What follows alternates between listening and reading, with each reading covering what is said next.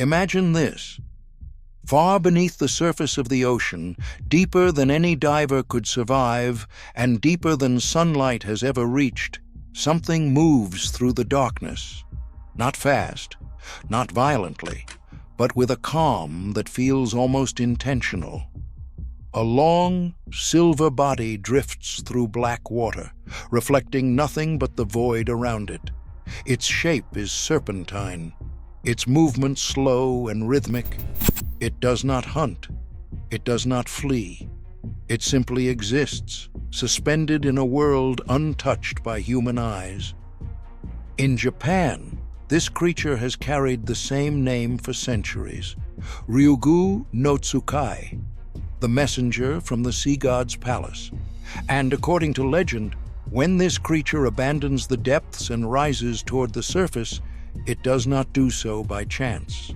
It is said to carry a warning, a sign that the balance beneath the earth is shifting, that the sea and the land above it are about to unleash destruction. This is the oarfish, often called the Doomsday fish. And while science insists it is no prophet, its story continues to unsettle those who encounter it. If you enjoy slow, atmospheric journeys into the strangest corners of our planet, take a moment to subscribe. These stories are released regularly, each one uncovering a world that exists just beyond human reach. Now, let's descend into the depths and uncover the truth behind the Doomsday fish. The oarfish is a true inhabitant of the deep ocean. It lives in the mesopelagic zone, sometimes called the twilight zone, where the ocean fades from blue into black. At these depths, light barely exists, temperatures are cold, and pressure is immense. The environment is silent and still, broken only by drifting life and distant movement. For most of human history, no one knew this creature existed. Sailors who occasionally glimpsed massive, ribbon-like shapes near the surface believed they were seeing sea serpents. Those sightings were recorded in ship logs, described with fear and awe, and passed down through generations as proof that monsters lived beneath the waves. When you understand what an oarfish looks like, those stories suddenly feel less exaggerated. The oarfish can grow longer than most vehicles. Its body is thin, flattened, and ribbon-shaped, shimmering silver as it reflects whatever faint light reaches it. Along its entire length runs a vivid red dorsal fin, beginning above the eyes and trailing all the way to the tail like a flowing banner. The first section of that fin forms a crest, giving the fish an almost regal appearance, as if it wears a crown. Its skin is smooth and scaleless, dotted with small dark markings.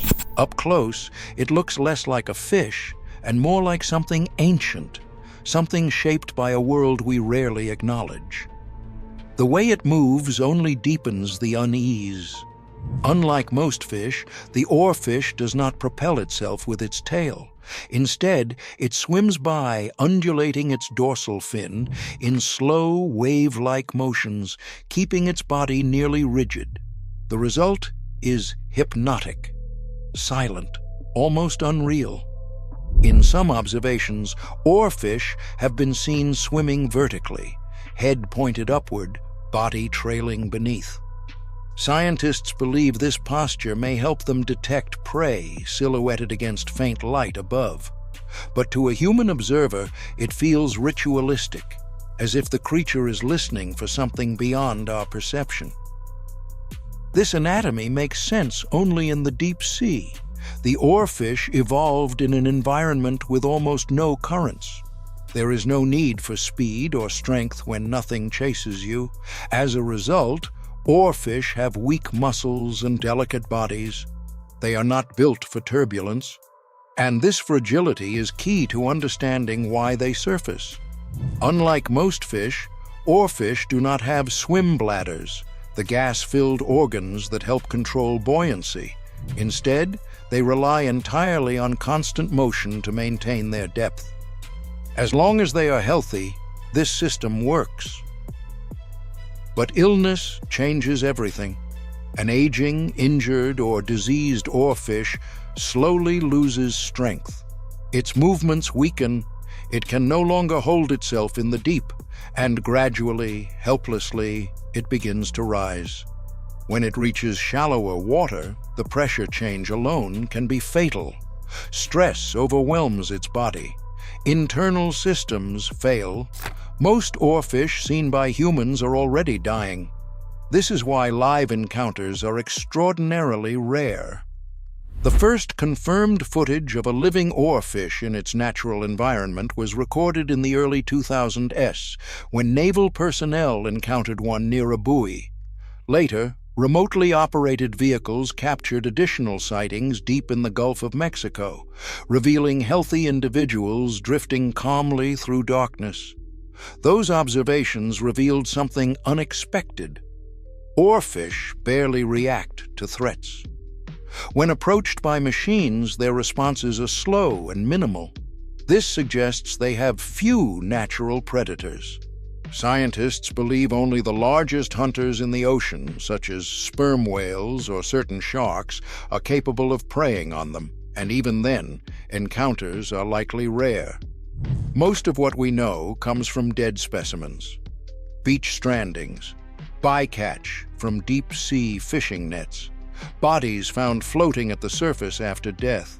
Each discovery offers fragments of understanding, but the full picture remains elusive. Despite their size, oarfish are gentle feeders. They survive on zooplankton, small crustaceans, jellyfish, squid, and tiny fish. They feed by suction, drawing in drifting organisms as they move slowly through water that is rich in plankton. They do not chase. They do not ambush.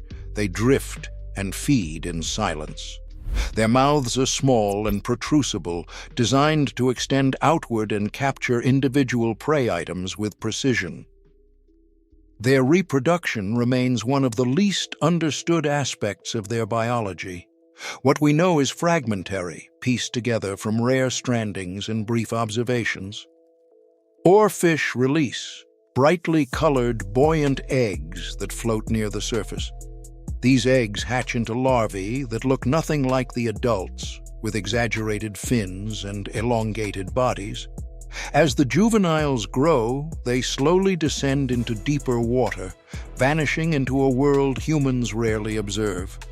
In recent years, scientists managed to hatch oarfish larvae under laboratory conditions. The larvae survived only days, but the experiment provided rare insight into early development. So, why are people afraid of them? The answer lies not in biology, but in belief. In Japanese folklore, the oarfish serves the dragon god who rules beneath the sea. When earthquakes are imminent, the fish are sent upward as messengers. Their appearance is meant to warn humanity of what is coming. For generations, this belief existed quietly, passed down through stories rather than headlines. Then reality seemed to echo the myth. Between the years 2009 and 2010, more than 20 oarfish washed up along the Japanese coastline. Photographs showed their massive bodies stretched across beaches, surrounded by crowds who whispered about old legends. Then, on March 11th, 2011, disaster struck. A massive earthquake off the coast of Tohoku triggered a catastrophic tsunami. Entire towns were erased. More than 20,000 lives were lost. The Fukushima nuclear disaster followed, deepening the tragedy. In the aftermath, many people remembered the oarfish. They had appeared first. Similar stories surfaced elsewhere. In California, multiple oarfish washed ashore within a short span of time. In the Canary Islands, another appeared and went viral, sparking fear of an impending earthquake. Each time, seismic activity followed close enough to reignite the legend. But science offers a different explanation. A comprehensive study examining decades of data found no statistically meaningful connection between oarfish appearances and earthquakes. What humans perceive as a pattern is something known as illusory correlation. Earthquakes occur frequently in tectonically active regions. Oarfish strandings, while rare, also occur occasionally. When the two events happen close together in time, people remember. When they do not, the moment fades from memory. It is confirmation bias. Our minds are wired to find patterns, even where none exist. What science does support are far more grounded explanations. Illness, old age, environmental disruption, storm-related pressure changes, shifts in prey distribution. There is also the phenomenon of self-amputation. Many oarfish lose their tails during their lives, possibly as a defense mechanism. The wound heals, but the tail does not regenerate, leaving the fish permanently weakened.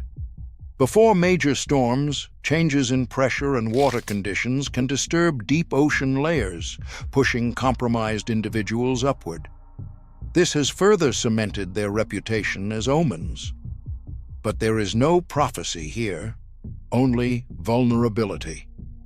When an oarfish washes ashore, it is not delivering a warning, it is dying.